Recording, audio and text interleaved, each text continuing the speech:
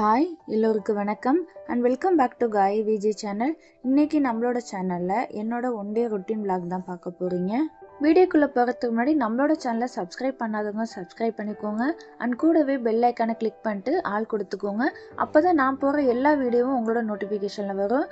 தொடர்ந்து அடுத்தடுத்து நிறைய இன்ட்ரெஸ்டிங்கான vlog நான் உங்களோட ஷேர் பண்ண போகிறேன். Keep supporting me. இந்த vlog பார்த்தீங்கன்னா டியூஸ்டே அன்னைக்கு எடுத்தது. முதல் நாள் நைட்டு தூங்க போகும்போது இட்லிக்கு ஊற வச்சுட்டு தான் படுத்திருந்தேன். காலையில் எழுந்ததும் ஃபஸ்ட்டு பார்த்தீங்கன்னா இட்லிக்கு தான் மாவு அரைக்க ரெடி பண்ணிட்டு இருந்தேன். ஃபஸ்ட்டு உளுந்தெல்லாம் வாஷ் பண்ணிவிட்டு அதுக்கப்புறம் அரைக்க ஸ்டார்ட் பண்ணிட்டேன். கிச்சனில் கொஞ்சம் வேலை இருந்ததுனால ஹாலில் சோஃபாவில் வச்சு அரைக்க ஆரம்பிச்சிட்டேன். ஓவர் நைட் ஊற வச்சதுனால ரொம்ப நேரம் ஓடணும்னு அவசியம் இல்லை. உளுந்து ஒரு 20 நிமிஷம், அரிசி ஒரு அரை மணி நேரம் ஒன்றாலே போதும், கரெக்டாக இருக்கும். அதுக்கப்புறம் பார்த்தீங்கன்னா நாள் வாஷ் பண்ண பாத்திரம்லாம் அப்படியே இருந்தது. அது எல்லாத்தையும் கையோடு எடுத்து வச்சுட்டு அதுக்கப்புறம் மார்னிங் பிரேக்ஃபாஸ்ட் செய்ய ஸ்டார்ட் பண்ணிட்டேன். நான் ஏற்கனவே ஒரு vlogல சொல்லியிருக்கேன், எனக்கு பிடிக்காத வேலையில் இதுவும் ஒன்று. எவ்வளோ பாத்திரம் இருந்தாலும் வாஷ் பண்ணிவிடுவேன். ஆனால் வாஷ் பண்ண பாத்திரத்தெல்லாம் அந்தந்த இடத்துல எடுத்து வைக்கிறதுக்குள்ளார போதும்னு ஆகிடும். சம்டைம்ஸ் பார்த்திங்கன்னா வாஷ் பண்ண பாத்திரத்துக்கு மேலேயே மறுபடியும் பார்த்திங்கன்னா அகெயின் வாஷ் பண்ணி வச்சுடுவேன். எல்லாத்தையும் ஒன்றா சேர்த்து வச்சுட்டு அதுக்கப்புறம் பார்த்திங்கன்னா அந்தந்த இடத்துல அரேஞ்ச் பண்ணி வச்சுட்டு இருப்பேன். அதுக்கப்புறம் மார்னிங் பிரேக்ஃபாஸ்ட்டுக்கு இடியாப்பம் தான் ரெடி பண்ணியிருந்தேன். கொஞ்சமாக ஒரு கடாயில் தண்ணி ஊற்றி ஹீட் ஆனதுக்கப்புறம் 2 கப் அளவுக்கு அரிசி மாவு சேர்த்து தேவையான அளவு உப்பும் சேர்த்து ஸ்டவ் லோ ஃப்ளேமில் வச்சு நல்லா மிக்ஸ் பண்ணி விட்டுக்க வேண்டியதான், கட்டி எதுவும் இல்லாமல். 2 கப் பார்த்திங்கன்னா 3 பேருக்கு கரெக்டாக இருக்கும். 2 மெத்தடில் பார்த்திங்கன்னா இடியாப்பத்துக்கு மாவு பசைஞ்சு எடுக்கலாம். சப்பாத்தி மாவு பதத்துக்கு மிக்ஸ் பண்ணி எடுக்கலாம். இன்னொன்று வந்து பார்த்திங்கன்னா இந்த மெத்தடில் செய்யும் போது இடியாப்பம் நல்லா சாஃப்டாக இருக்கும். அதனால தான் ஒரு சிலர் பார்த்திங்கன்னா அரிசி ஊற வச்சு அரைச்சி எடுத்ததுக்கப்புறம் இட்லி போல் ஊற்றி வெந்ததும் இடியாப்பக்குள்ளில் போட்டு பிழிஞ்சு எடுப்பாங்க. அதுவும் டேஸ்ட்டு சூப்பராக இருக்கும். மாவு நல்லா மிக்ஸ் பண்ணி எடுத்ததுக்கப்புறம் ஒரு 5 நிமிஷம் அப்படியே விட்டுட்டேன், லைட்டாக ஹீட் ஆகணுங்கிறதுக்காக. அதுக்கப்புறம் இட்லி தட்டில் கொஞ்சமாக எண்ணெய் அப்ளை பண்ணிவிட்டு இடியாப்பம் பிழிஞ்சு எடுக்க வேண்டியதான். ஆல்ரெடி இட்லி பாத்திரத்தில் தண்ணி ஊற்றி ஹீட் பண்ணி வச்சுருந்தேன். இந்த மெத்தடில் செய்யும்போது ரொம்ப நேரம் வேகணும் அவசியம் இல்லை. ஒரு நிமிஷத்துக்கு ஆவியில் வெந்தால் போதும், குயிக்காக வேலை முடிஞ்சிடும்.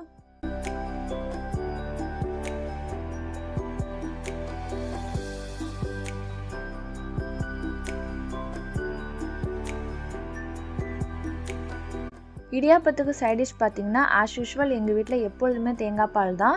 அரை மூடி தேங்காய் துருவி எடுத்ததுக்கப்புறம் அது கூடவே 2 ஏலக்காய் சேர்த்து நல்லா மிக்சியில் அரைச்சி எடுத்துக்க வேண்டியதான். ஃபஸ்ட்டு 1 தேங்காய் பால் எடுத்ததுக்கப்புறம் மறுபடியும் கொஞ்சமாக தண்ணி ஊற்றி அகைன் அது எல்லாத்தையும் நல்லா அரைச்சி எடுத்துட்டு மறுபடியும் பிழிஞ்சு எடுத்துட்டேன். அதுக்கப்புறம் பார்த்திங்கன்னா ஒயிட் சுகர் சேர்த்து நல்லா மிக்ஸ் பண்ணி எடுத்துட்டேன். ஒயிட் சுகர், நாட்டு சக்கரை எது வேணாலும் சேர்த்துக்கலாம். சைட் பை சைட் பார்த்திங்கன்னா இடியாப்பம் வெந்ததுக்கப்புறம் கொஞ்சம் கொஞ்சமாக ஹாட் பாக்ஸில் போட்டு எடுத்து வச்சிட்டேன். இதெல்லாம் ரெடி பண்ணுற கேப்லேயே உளுந்து நல்லா அரைப்பட்டுடுச்சு ஒரு 20 நிமிஷத்துலேயே. அதுக்கப்புறம் அரிசியும் போட்டு நல்லா அரைச்சதும் கையோட கரைச்சி வச்சுட்டு கொஞ்சமாக நைட்டுக்கு மட்டும் மாவு தனியாக எடுத்து புளிக்க வச்சுட்டு மீதி மாவு எல்லாத்தையும் உடனே ஃப்ரிட்ஜில் எடுத்து வச்சிட்டேன். வெயில் டைமுங்கிறதுனால சீக்கிரமாகவே மாவு புளிச்சிடுது. அதனால் நைட்டுக்கு தேவையான மாவு மட்டும் எடுத்து வச்சுட்டு மீதி மாவு எல்லாத்தையும் கையோட உடனே வந்து ஃப்ரிட்ஜில் எடுத்து வச்சிட்டேன்.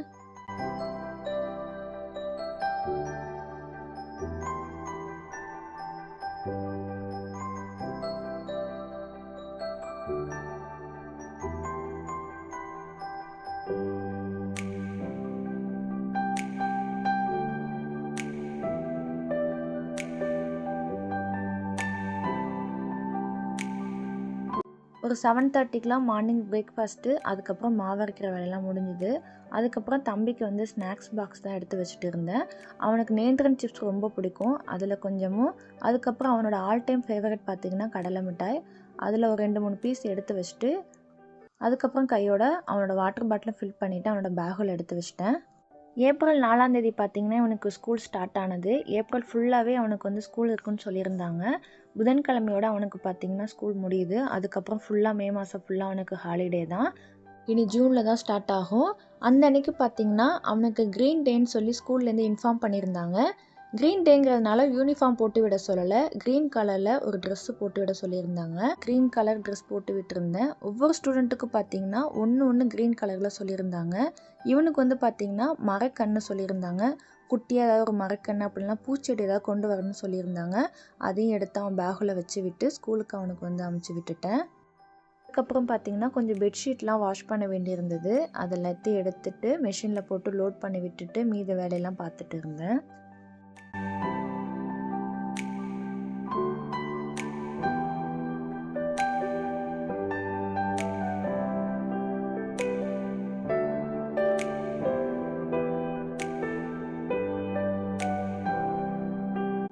அதுக்கப்புறம் நிறைய பாத்திரம்லாம் பார்த்திங்கன்னா சிங்கில் இருந்தது. காலையில் சமைச்சது, அதுக்கப்புறம் மாவு அரைச்ச பாத்திரம்லாம் நிறைய லோடு இருந்தது. அது எல்லாத்தையும் கையோட வாஷ் பண்ணி எடுத்து வச்சுட்டேன். தம்பி வீட்டில் இருக்கும் போது காலையில் ஒரு 8 மணிக்குள்ளாரே பார்த்திங்கன்னா மார்னிங் பிரேக்ஃபாஸ்ட்டு, அப்புறம் மதியம் லஞ்சுக்கெலாம் சமைச்சதும் கையோட எல்லா வேலையுமே முடிஞ்சிடும்.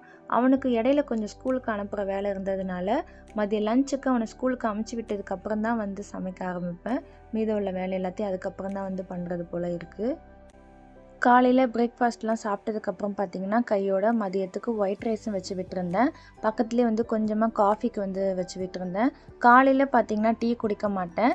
இடையில இந்த மாதிரி காஃபி இல்லைனா டீ ஏதாவது குடிச்சுப்பேன். அன்னைக்கு மதியத்துக்கு பார்த்திங்கன்னா பெருசாக சமைக்கிற வேலை எதுவும் இல்லை. நாள் வச்ச மீன் குழம்பு இருந்தது. ரசம் மட்டும் பார்த்திங்கன்னா கொஞ்சமாக வச்சுருந்தேன் தம்பிக்காக. ரசம், மீன் குழம்பு, அதுக்கப்புறம் ஒயிட் ரைஸ், அவ்வளோதான் அன்றைக்கான மதிய லஞ்ச் ரெசிபி. அதுக்கப்புறம் பார்த்திங்கன்னா பால் நல்லா கொதிச்சுட்டு கொஞ்சமாக எனக்கு மட்டும் வந்து காஃபி போட்டிருந்தேன். காலையில் எப்பொழுதுமே வீட்டில் யாருமே டீ காஃபி எதுவுமே குடிக்க மாட்டோம். சண்டே ஒரு நாள் மட்டும்தான் காலையில் எழுந்தது டீ குடிப்போம். மித்தபடி பார்த்திங்கன்னா ஊர்லேருந்து யாராவது வந்திருந்தாங்கன்னா காலையில் எழுந்தது டீ போடுவோம், அவ்வளோதான். நமக்குன்னு கொஞ்சம் நேரம் டைம் ஸ்பெண்ட் பண்ணுறது இந்த டீ காஃபி குடிக்கிற நேரத்தில் தான். ரிலாக்ஸாக ஃபோன் பார்த்துட்டே கொஞ்சம் நேரம் டீ குடிச்சிட்டு ஊரில் அத்தை மாமா அதுக்கப்புறம் அம்மா அப்பாக்கெல்லாம் ஃபோன் பேசிவிட்டு அப்புறம் மித்த வேலைலாம் ஸ்டார்ட் பண்ணேன். கரெக்டாக ஒரு 1 மணிக்கிட்ட பார்த்திங்கன்னா தம்பி ஸ்கூல்லேருந்து வந்துட்டான். ஷூவெல்லாம் கழட்டினதும் நேராக ரூமுக்கு தான் போவான் அவங்க அப்பா பார்க்குறதுக்காக. மதியம் லஞ்சுக்கு வந்து அவங்க அப்பா சாப்பிட்டுட்டு ரெஸ்ட் எடுக்கிறதுக்காக வீட்டுக்கு வருவாங்க. நேராக அவங்கள்ட்ட போயிட்டு ஸ்கூலில் என்னென்னலாம் நடந்ததோ அது எல்லாத்தையும் ஒன்றிடாமல் ஒப்பிச்சிட்டு அதுக்கப்புறம் பார்த்திங்கன்னா அவனை ஃப்ரெஷ்அப் ஆகிட்டு அவனுக்கு சாப்பாடெலாம் ஊட்டி விட்டு தூங்க வச்சிட்டேன். கூடவே பார்த்திங்கன்னா நானும் கொஞ்சம் நேரம் படுத்து ரெஸ்ட் எடுத்துட்டேன். அதுக்கப்புறம் ஃப்ரெஷ்அப் ஆகிட்டு ஈவினிங் ஒரு 6 மணி போல் டீ போட்டிருந்தேன். ஈவினிங் டீ எப்பொழுதுமே பார்த்திங்கன்னா வீட்டில் ரெகுலராக இருக்கும். மார்னிங் மட்டும்தான் கிடையாது. இந்த டைமில் தம்பிக்கு பால்லாம் வச்சு கொடுத்து விட்டுட்டு ஒரு அரை மணி நேரம் பார்த்திங்கன்னா ABCD 1 to 3 மட்டும் பேசிக் வந்து சொல்லி கொடுப்போம். அதுக்கப்புறம் பார்த்திங்கன்னா கடத்தூருக்கு போக வேண்டிய வேலை கொஞ்சம் இருந்தது. ப்ரௌசிங் சென்டர் வீட்டிலேருந்து ஒரு 2 நிமிஷம் தான் பைக்கில் போனால் அங்கே போயிருந்தோம்.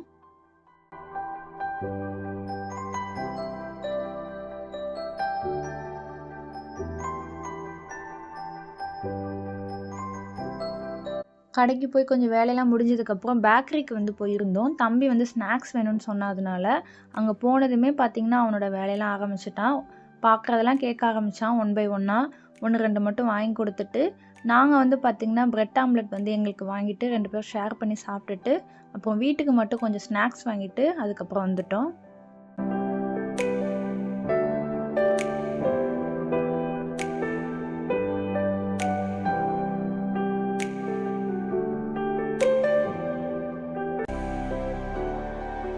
கடைக்கு போயிட்டு வீட்டுக்கு வந்ததுக்கப்புறம் நைட்டு பார்த்திங்கன்னா இட்லி தான் ஊற்றிருந்தேன். காலையில் அரைச்சி வச்ச மாவு வந்து நல்லா புளிச்சிருந்தது. ஒரு டைம் கரண்டி வச்சு நல்லா மிக்ஸ் பண்ணி விட்டதுக்கப்புறம் இட்லி ஊற்றி எடுத்துட்டேன். இதுக்கு வந்து சைடிஷ் வந்து பார்த்திங்கன்னா வித்தவுட் தேங்காய் சட்னி அந்த ரெசிபி தான் ட்ரை பண்ணியிருந்தேன். சூப்பராக இருந்தது. தேங்காய் சட்னியை விட இந்த சட்னி ரொம்பவே சூப்பராக இருந்தது. முதல்ல ஒரு பெரிய சைஸ் வெங்காயத்தை பார்த்திங்கன்னா நீல வாக்கில் கட் பண்ணி எடுத்துட்டேன். ரொம்ப பொடுசாக கட் பண்ண வேண்டாம், மீடியம் சைஸில் கட் பண்ணி எடுத்துட்டால் போதும். ஸ்டவ் ஆன் பண்ணிவிட்டு ஒரு கடாயில் கொஞ்சமாக எண்ணெய் ஊற்றி ஹீட் ஆனதுக்கப்புறம் கட் பண்ணி வச்ச வெங்காயத்தை போட்டு நல்லா வதக்கி எடுக்க வேண்டியதான். ரொம்ப வதங்க வேண்டாம், ஒரு கண்ணாடி பதத்தில் வதங்கினா போதும். நல்லா வதக்கி எடுத்துட்டு கம்ப்ளீட்டாக ஹீட் ஆகினதுக்கப்புறம் ஒரு மிக்ஸி ஜாரில் வதக்கி வச்ச வெங்காயம், அதுக்கப்புறம் பார்த்திங்கன்னா ஒரு 3 டேபிள் ஸ்பூன் அளவுக்கு பொட்டுக்கடலை சேர்த்துருந்தேன். அதுக்கப்புறம் ஒரு சின்ன சைஸ் பச்சை மிளகா, தம்பிக்கும் கொடுக்கறதுனால காரம் கம்மியாக தான் சேர்த்துருந்தேன். தேவையான அளவு தண்ணி ஊற்றி இதை நல்லா அரைச்சி எடுத்துக்க வேண்டியதான்.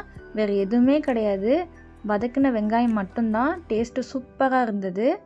இதுக்கு தாளிப்பு கொடுக்குறதுக்கு பார்த்திங்கன்னா அகைன் வெங்காயம் வதக்கின கடாயில் கொஞ்சமாக எண்ணெய் ஊற்றி கடுகு, ஒரு சின்ன வெங்காயம் பார்த்திங்கன்னா ஒரு 2 3 சின்ன வெங்காயம் குட்டி குட்டியாக கட் பண்ணி சேர்த்துருந்தேன். அது கூடவே கொஞ்சமாக கருவேப்பிலை சேர்த்து நல்லா வதங்கினதுக்கப்புறம் அரைச்ச தேங்காய் சட்னி கூட சேர்த்துக்க வேண்டியதான். தேவையான உப்பு சேர்த்து நல்லா மிக்ஸ் பண்ணிவிட்டு சர்வ் பண்ண வேண்டியதான்.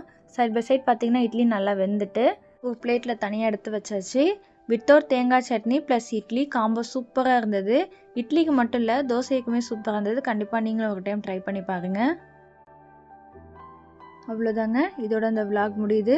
அடுத்த ஒரு இன்ட்ரெஸ்டிங்கான விளாகில் உங்கள் எல்லாரையும் நான் மீட் பண்ணுறேன். பாய்.